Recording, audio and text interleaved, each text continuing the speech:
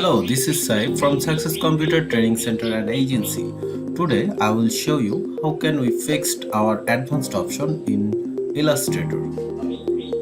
So first we go to our Windows option and then we select Toolbar and then select Advanced.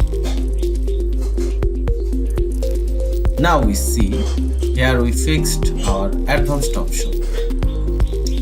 Now we go to this option, what we actually want we can select from here, like essential, classic, and everything we can fix from it. So that's it, no more today. So please subscribe my channel and like, share and follow us for more video. Thank you.